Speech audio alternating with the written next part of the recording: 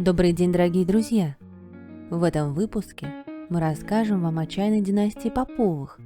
Вы узнаете о ее выдающихся представителях и интересных фактах. Сегодня чай – второй по популярности напиток в мире, уступающий только воде. В России он стал одним из национальных напитков, и его пьют все.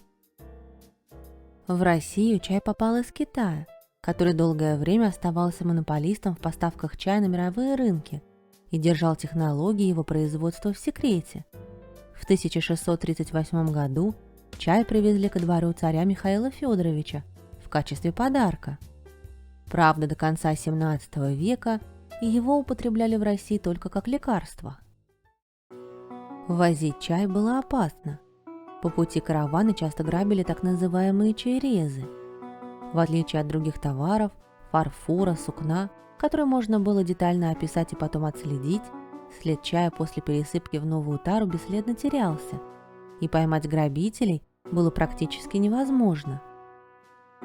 По этой причине крестьяне-сибиряки, нанятые купцами для перевозки чая, сбивались в большие группы, чтобы была хоть какая-то возможность отбиться от грабителей. Даже в 1880-е годы многие подрядчики, узнав, что везти им предстоит чай, отказывались от опасного груза. В России чай стал важным источником формирования целых торговых династий финансовых империй – Боткиных, Перловых, Высоцких, Вагау, Поповых, Собашниковых и многих других. Заработанные на чае деньги перетекали в другие сферы торговли и промышленности, становились частью капитала для страховых фирм и банков. Имя этого человека до революции было известно всей России.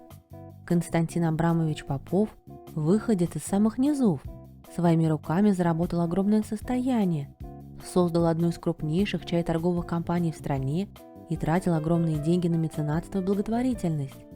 Но к своему успеху он шел упорно и долго. Основу будущего процветания рода Поповых заложил именно Константин Абрамович. Путь в большой бизнес был для него нелегок. В 1818 году умер отец. Старший брат отправился в Кострому, где занялся торговлей. А в 9 лет и Костя начал работать мальчиком в лавке старшего брата. В это же время он выучился грамоте, а в 1827 году уехал в столицу, где поступил к земляку-виноторговцу Олекину. Уже в 1831 году хозяин назначил Попова своим приказчиком в чайный магазин на Большой Садовой улице.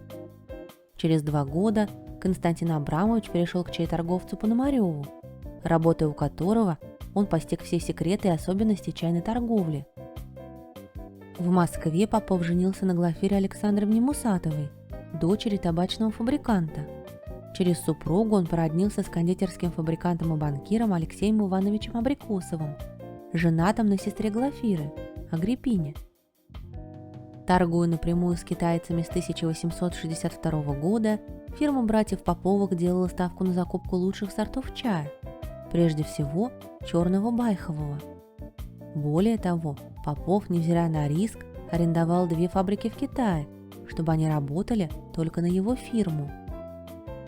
Уже в середине 1860-х годов было открыто 90 чайных магазинов Попова в разных городах Российской империи. В начале 20 века насчитывалось более 100 магазинов в 44 городах, в том числе 8 магазинов в Москве. Чаи Поповых не имели красочных названий, а шли по номерам, от 0 до 8.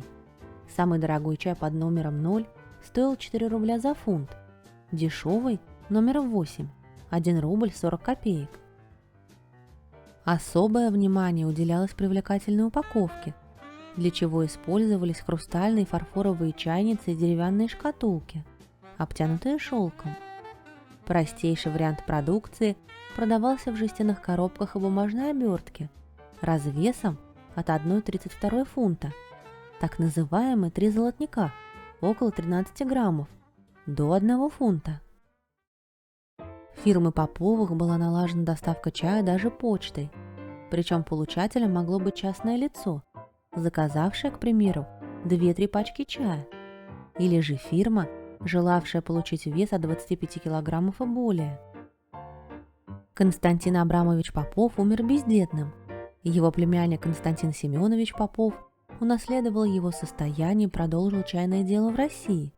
В том числе создал первые коммерческие плантации чая на территории Российской империи, в Чакве близ Батуми, выписав из Китая саженцы и семена и пригласив для этого китайского специалиста Лао Джонжао.